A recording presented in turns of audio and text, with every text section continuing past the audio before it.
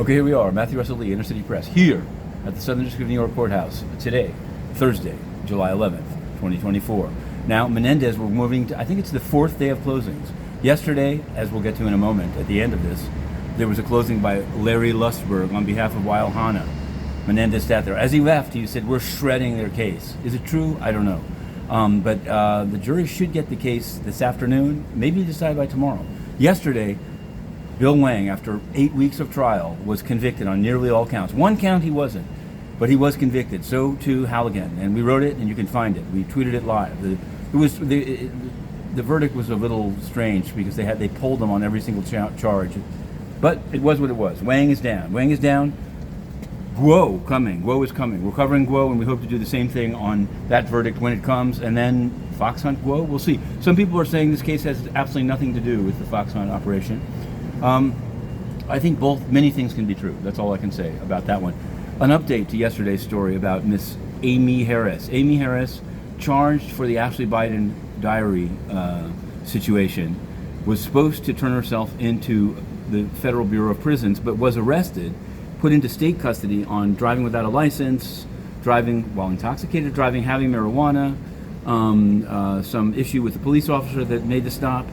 In any case, it was all resolved. There was supposed to be a filing by 4 p.m. yesterday, but it was never made because the same facility she was in on the state charges is also a federal facility. The feds use it. So they just, I don't even know if they changed her cell. They just transferred her to federal custody. The warrant was eliminated, and she begins her month. Whether she would have gotten more time, who knows? Maybe it'll be tacked on, consecutive, concurrent. We'll just have to see.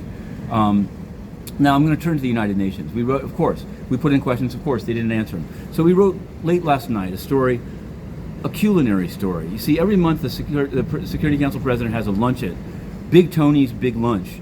This time it was Russia, and they put Chicken Kiev, however you want to pronounce it, on the menu. Tony was there, and he was slogging down Russian River Valley wines.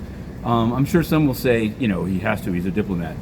Before I was thrown out of the UN, I went to cover photo ops on the 38th floor.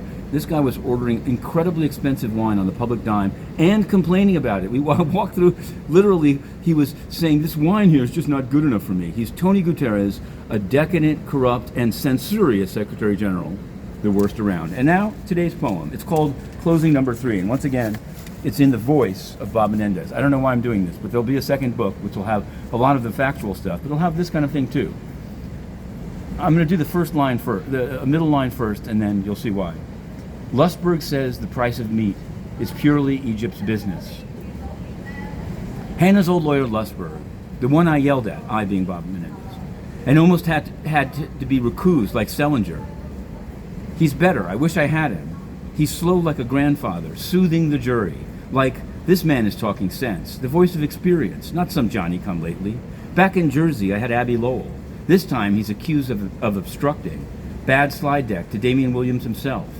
Lustberg says the price of meat is purely Egypt's business. And everyone loves Qatar, not just me. Lustberg doesn't insult Nadine. Oh, Nadine, where art thou? I eat alone at George's Diner, filmed by predators, called a pedophile. I am angry, and they get angrier still. Now, the pedophile reference, it came up in his first trial, but it was never pursued by the prosecutors. But I was present during the Trump trial when Menendez walked out of the courthouse and some guy yelled pedophile at him and spat on his car. This is, I think, why I'm getting, there's a lot to be said, and it will be in Gold Bar Bob 2. To be continued, Inner City Press.